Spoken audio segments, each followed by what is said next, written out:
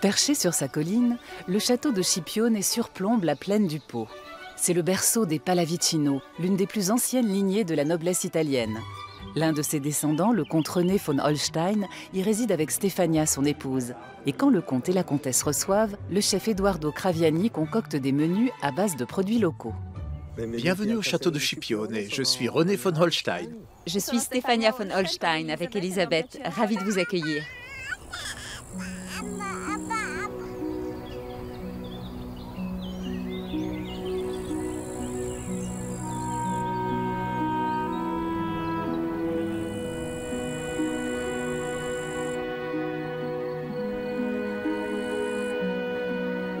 Au château de Scipione, c'est le calme avant la tempête, car dans 2 jours, les maîtres des lieux donneront un prestigieux dîner.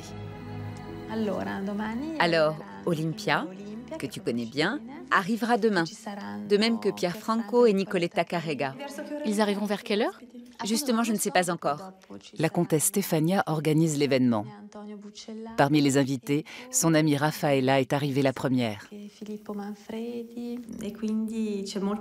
Il y a encore beaucoup à faire. C'est toujours un défi de recevoir du monde, surtout dans une demeure comme celle-ci. Mais c'est aussi une grande joie. Ce soir, le Teatro Regio de Parme présente Don Carlo de Giuseppe Verdi. Ce haut lieu de l'opéra est placé sous l'égide de l'illustre compositeur né tout près d'ici. Sa maison natale appartenait au marquis de Pallavicino qui, en ami des arts, lui offrirent un soutien constant. René de Holstein, l'un de leurs descendants, est un habitué des lieux. Et aujourd'hui encore, la coutume veut que le premier opéra, entendu par un membre de sa famille, soit de la plume de Verdi. Ce soir, Verdi est aussi à l'honneur sur la carte d'Edoardo Craviani, avec un risotto Verdi prévu à l'entracte.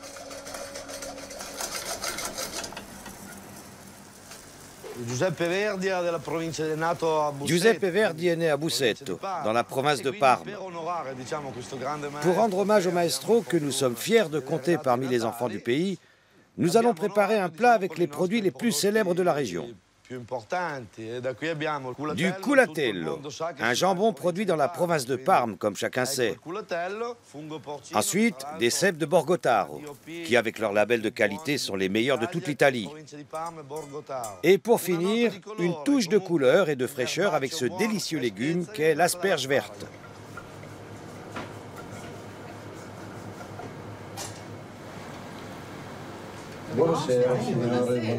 À l'entracte, Edoardo sert son risotto dans une loge privée. Autrefois, les spectateurs venaient même se restaurer ici pendant la représentation. Le public local est du reste connu pour être très spécial. À Parme, le public est très difficile.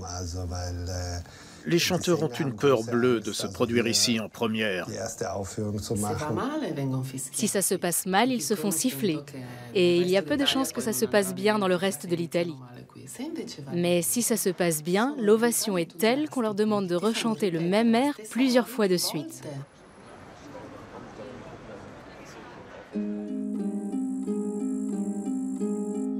Le jardin qui borde les murs du château est la grande passion de la comtesse Stefania. Actuellement, à la fin du mois de mai, les roses fleurissent dans toute leur splendeur. J'adore être au jardin. Dès qu'arrive le printemps, j'y passe des journées entières. Le jardin est vraiment l'âme du château. En tout cas, l'une de ses âmes, parce qu'il en a plusieurs.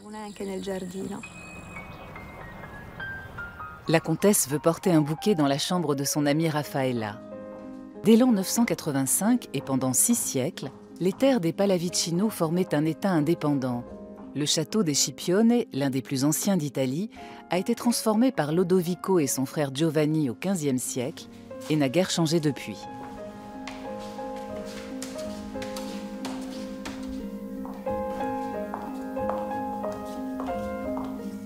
Salut Raffaella. Salut Stefania. Je t'apporte des fleurs du jardin. Elles sont magnifiques.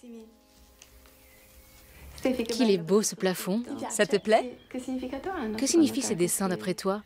Ils datent de quelle époque? Du XVIIe siècle. En fait, on se trouve sous la galerie. Au pied du château s'étend la plaine du Pô, où de nombreuses fermes sont à l'abandon depuis l'époque de l'industrialisation. Aujourd'hui, ce patrimoine tombe en ruine et le comte met tout en œuvre pour le sauver. La vieille ferme, avec ses couleurs et ses formes, faisait partie intégrante du paysage. Il me paraît important de préserver la beauté du paysage, mais aussi le charme de ces fermes et de leurs dépendances. On ne se nourrit pas seulement de choses utiles, mais aussi de beauté. C'est essentiel, et il ne faudrait pas l'oublier. René de Holstein est architecte et les agriculteurs désireux de reconstruire leur propriété font souvent appel à lui. Pendant le dîner à l'opéra, son ami Antonio lui a demandé conseil car il veut reprendre la ferme de ses parents. Sa femme, une avocate qui gagnait bien sa vie à Milan, l'a suivi. Ici, il pourrait y avoir une piscine. Mais comment rendre ceci fonctionnel? On pourrait s'en servir comme structure de base. Qui serait reliée à l'autre bâtiment. En couvrant cet espace, on pourrait même en profiter l'hiver. Oui. En plus, ce ne serait pas trop voyant en hiver. Et c'est bien exposé. Oui, le sud est là.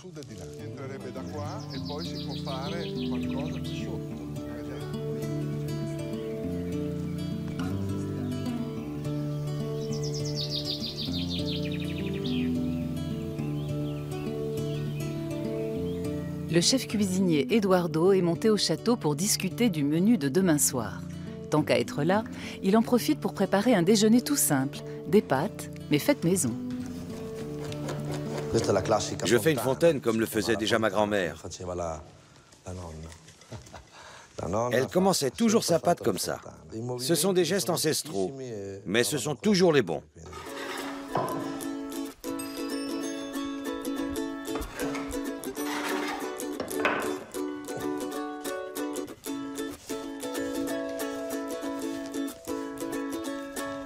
Et voilà, c'est comme un petit soleil. En attendant que la pâte repose, Eduardo prépare une farce avec des blettes, de la ricotta et un peu de parmesan.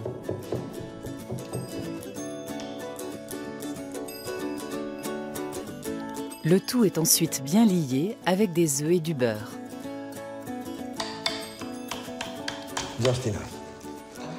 C'est juste ce qu'il faut. Il est temps d'étaler la pâte. Elle commence à être assez fine. Il est primordial que la pâte soit à son aise, comme on dit chez nous. Il ne faut pas qu'elle se rétracte. Si c'est le cas, ça veut dire qu'elle n'a pas suffisamment reposé et que ce n'est pas une pâte de qualité. À l'aide d'une poche à douille, il répartit la farce sur la bande de pâte. Bonjour Eduardo. Où en sont les préparatifs pour demain soir? Ça avance, ça avance. Dis-moi, tu ne voudrais pas nous faire quelques vols au vent pour l'apéritif? On pourrait les garnir de crème de parmesan? Oui, une crème un peu montée, aérienne et légère. Très bien, bonne idée.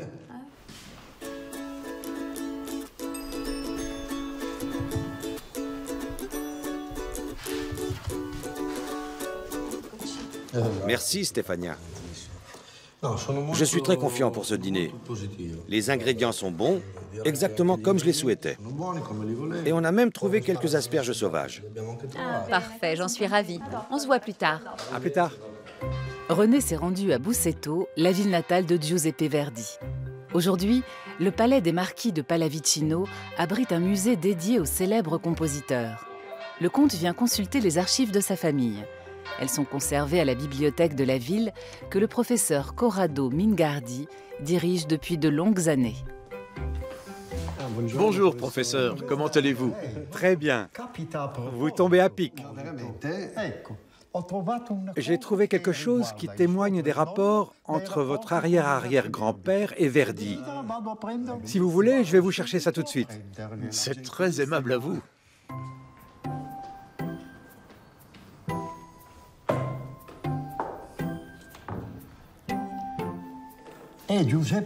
C'est une lettre du jeune Verdi. Il a 24 ans, vient de terminer ses études à Milan et demande à Sa Majesté Marie-Louise, archiduchesse d'Autriche et duchesse de Parme et de Plaisance, de lui accorder une audition à la cour à l'occasion de l'anniversaire de la duchesse. En guise de recommandation, il cite le nom du marquis Pallavicino.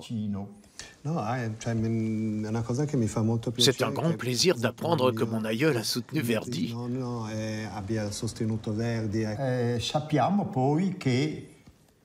Nous savons que Marie-Louise a par la suite assisté au premier grand succès de Verdi, à savoir Nabucco, ici même, à Parme.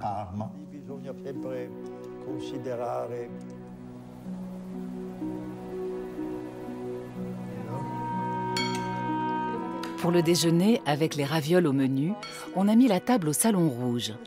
Sur les murs et les commodes, des photos de famille évoquent un passé récent. Ta mère était une beauté, René.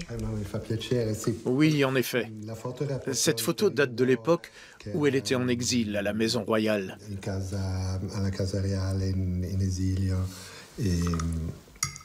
Au Portugal? Oui, au Portugal. C'est bien cette époque. La mère de René, la marquise Marie-Louise Pallavicino, passe 7 années de sa vie aux côtés de son amie intime, Maria Pia, fille du roi d'Italie.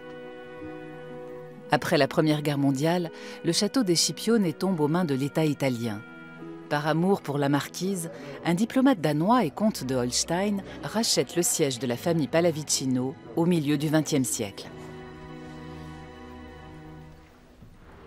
Passionné de moto, Edoardo a décroché le titre de champion d'Italie en catégorie Super Twin il y a 2 ans. Ces virées l'aident à décompresser car le métier de cuisinier n'a rien d'une sinécure. Aujourd'hui, il se rend dans les alentours de Parme, où de nombreuses entreprises familiales produisent le fromage italien le plus réputé du monde, le parmesan. Affiné pendant 12 mois minimum, les meules sont retournées tous les jours. Mais Edoardo ne vient pas s'approvisionner en fromage affiné. Il lui faut du tosone, des bandes de parmesan tout frais. Je venais déjà ici quand j'étais petit pour voir comment on faisait le fromage. C'est mon grand-père qui m'emmenait et je m'échappais systématiquement dans cet endroit parce qu'on me donnait un morceau de tosone. En fait, ça n'a rien d'extraordinaire. C'est un produit simple qu'on surnomme le bébé parmesan, parce que c'est du parmesan à peine né. Pour tout vous dire, c'est un produit rare. Alors c'est nous les fromagers qui le mangeons. On se garde le meilleur morceau. Le tosone est prélevé sur le bord de la meule avant le salage, quand le fromage âgé d'à peine quelques jours menace d'éclater le moule. Goûte, il est fade bien sûr, puisqu'il n'est pas encore salé. Du bébé parmesan de 2 jours. Délicieux. Parfait pour un bel apéritif. Une tranche de culatello, du tosone au lard et un bon verre de vin. C'est un aphrodisiaque. Ah oui? Ils seront contents. Située en contrebas du château de Scipione, Salsomaggiore a longtemps été la ville d'eau la plus réputée d'Italie. Stefania y emmène son amie Raffaella pour lui montrer les thermes de Berzieri. Autrefois, l'élite italienne venait de tout le pays pour s'y faire soigner et les décors somptueux ont gardé le cachet du luxe d'antan.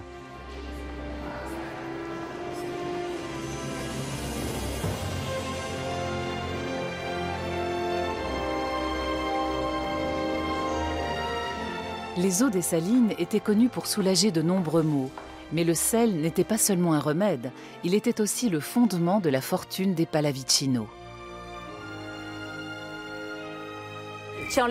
Les Pallavicino, le château de Scipione et le sel sont étroitement liés, puisqu'on a érigé le château pour avoir le contrôle sur les nombreuses salines qui existaient ici depuis l'époque romaine. Hélas, Salsomaggiore n'a pas su prendre le tournant du XXIe siècle et de nos jours, un air d'abandon semble habiter les lieux. Côté gastronomie, la région de Parme est non seulement célèbre pour son parmesan, mais aussi pour son jambon. Dans le village de Cibello, on produit de loin le meilleur, mais aussi le plus cher. Le comte se rend à la charcuterie de Myriam Leonardi, qui approvisionne sa famille depuis des générations. Son jambon bénéficie de l'appellation Culatello di Cibello. Voici les culatelli spéciaux. Prenez-en un et sentez-le, comme ça vous verrez. Excellent. Vous devez faire comme ça. Sentez-moi ça. C'est vraiment unique. Maintenant, sentons celui-ci. Oui, il me plaît bien aussi, cher ami. Et si vous le faites mariner dans du vin... Les jambons sont estampillés du blason des Pallavicino, une distinction obtenue grâce à la grand-mère de Myriam, qui avait été cuisinière au château. Celle-ci avait quitté ses fourneaux pour émigrer en Amérique. Elle revint au pays 10 ans plus tard et se fâcha contre les paysans qui trouvaient leur jambon meilleur. Ma grand-mère en a eu assez. Alors, qu'est-ce qu'elle a fait? Elle s'est souvenue des saveurs de la maison Pallavicino, de l'art de la charcuterie et de la salaison, et s'est dit « Maintenant, je vais faire le culatello de Cibello ». Celui-ci pèse le bon poids. Voyons quel goût il a à la maison une fois tranché. Dans les cuisines du château, Ciccio, le sous-chef, tranche finement le jambon à la machine. Il sera servi pour la merenda, l'apéritif dînatoire. De son côté, Eduardo prépare des amuse-bouches avec le tozone, rapporté de la fromagerie. Une fois enroulé de lard, il passe rapidement les bouchées à la poêle. Cette recette a probablement été inventée dans une fromagerie. Il y a toujours une porcherie à côté d'une fromagerie, parce que les résidus de la production de parmesan sont donnés à manger aux cochons. Ensuite, on tue les cochons en hiver et on obtient du bon lard.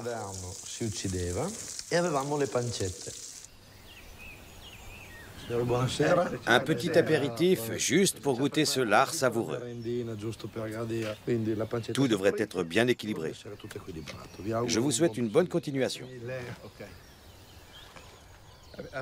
Le comte a la visite de Don Roberto, le curé du village. C'est un amateur d'art et ses conseils sont précieux quand il s'agit de restaurer de vieilles fresques ou des tableaux. Mais aujourd'hui, il n'est venu que pour le plaisir de converser en faisant honneur aux nourritures terrestres. Pendant ce temps, Eduardo s'occupe des préparatifs du dîner de demain. Pour commencer, il fait rôtir 4 pigeonneaux. Je les rôtis séparément parce que je préfère que la graisse reste dans cette poêle et n'aille pas dans la sauce. Cette graisse a une saveur très particulière qui n'est pas du goût de tout le monde. Ensuite, il prépare une marinade avec du vin rouge, du porto, de l'huile et des légumes. Après un rapide flambage, il y dépose les volailles. À la fin, le tout sera transformé en farce pour un pasticcio Pallavicino, un gratin de macaroni en croûte.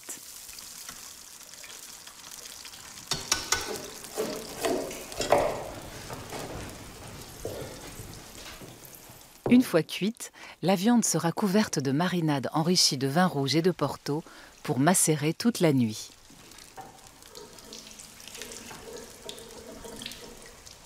Il est temps de préparer le dessert, une crème bavaroise. Le cuisinier a porté des blancs d'œufs à 50 degrés. On les fouette jusqu'à ce que ça devienne très très froid. C'est l'air qui fait baisser la température. Ça doit être bien gonflé et rester ferme sur la cuillère. Eduardo préfère fouetter la crème à la main.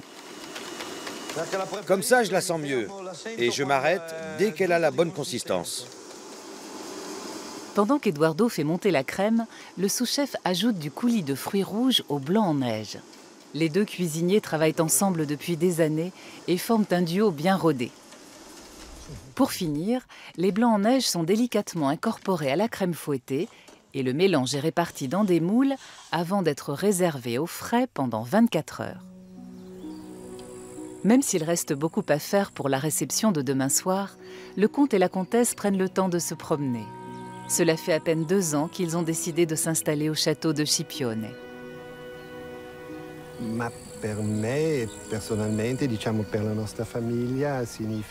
Pour moi ou pour notre famille, c'est un lieu certes lié au passé, mais aussi au futur. Nous pensons que c'est un bien qui appartient à tous parce qu'il fait partie de notre histoire. À vrai dire, je me suis contentée de suivre René. Et maintenant, je m'efforce de remplir mon devoir envers ce château avec lui.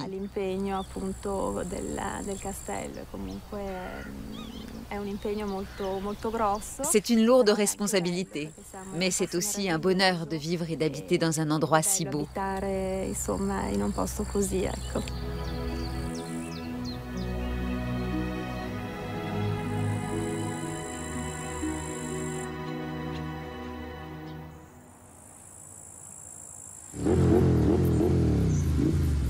Le lendemain, Eduardo enjambe sa Ducati de bonne heure. Il lui faut des asperges sauvages pour l'entrée de son menu et Ciccio a découvert un endroit qui en regorge. Les asperges sauvages poussent souvent à proximité des rivières.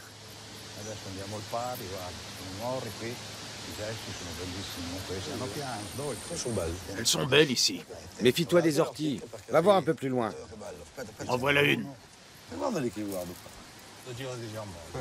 Voilà des pousses super tendres. J'adore cette saison, mais malheureusement, elle ne dure pas.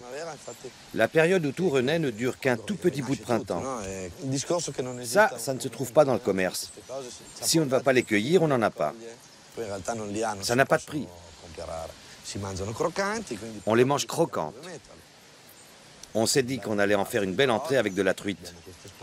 Ces petites asperges seront du plus bel effet. Allez, on y va.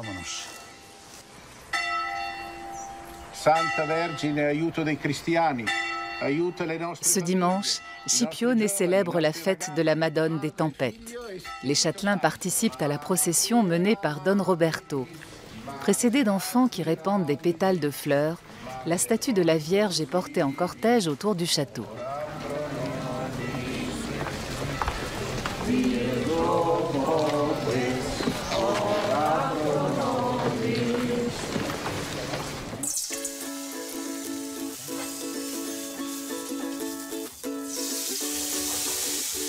De retour de la forêt, Eduardo fait sauter les asperges sauvages à la poêle et en tapisse le fond d'une terrine. Il y dépose des morceaux de tomates et des filets de truite saumonée et recouvre le tout d'une gelée au vin blanc.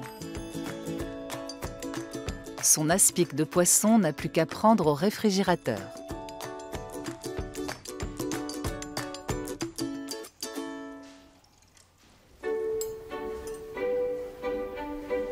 Pendant ce temps, on dresse la table dans la salle de banquet. Pour ce dîner de fête, la comtesse Stefania a choisi l'argenterie des Pallavicino plutôt que celle des Holstein. Il ne manque plus que les invités. En cuisine, Eduardo prépare la pâte du pasticcio Pallavicino, le fameux gratin de macaroni en croûte. J'utilise une farine spéciale. Chaque mets contenant de la farine doit avoir la bonne texture. Cette farine est très faible. C'est la farine la moins collante qu'on trouve dans le commerce. Une pâte sablée ne doit pas être trop consistante. Elle doit être friable comme un gâteau sec qui fond en bouche. L'autre geste essentiel pour réussir une pâte sablée, c'est que nous, les hommes, devons la pétrir le moins possible. Parce que les hommes ont les mains chaudes, alors que les femmes ont les mains froides. C'est physiologique. Voilà tout le secret. Et c'est pour ça qu'une pâte sablée faite par une femme est toujours meilleure.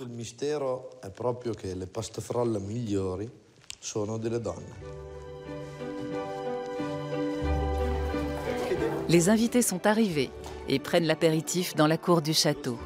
La soirée rassemble quelques représentants de la noblesse locale, le propriétaire du domaine qui a fait appel au comte pour restaurer sa ferme et le bibliothécaire de Busseto.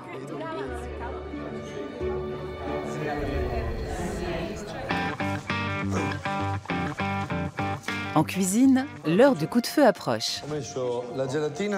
Pour obtenir un fond de pâte régulier, Eduardo la cuit à blanc en l'alourdissant avec du sel. Il enchaîne avec la préparation de la farce. Il mélange des macaronis avec de la ricotta, ajoute le ragoût de pigeonneau et relève le tout avec un peu de parmesan. Je n'aime pas que ce soit trop mélangé, parce que ça dilue les saveurs. C'est un peu comme avec les lasagnes.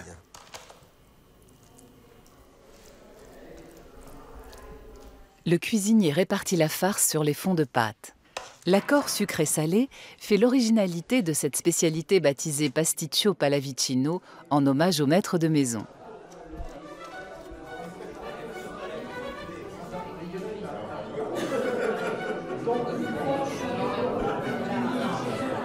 Dans la salle de banquet, les convives ont pris place et il est temps de servir l'entrée. Eduardo peut être fier de son œuvre. L'aspic de truite aux asperges sauvages est impeccable.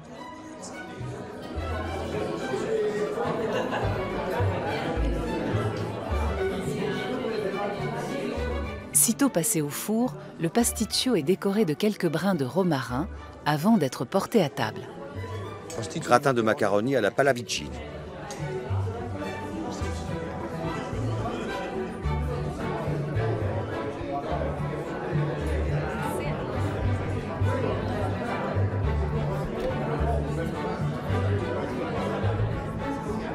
Eduardo guette la réaction des convives.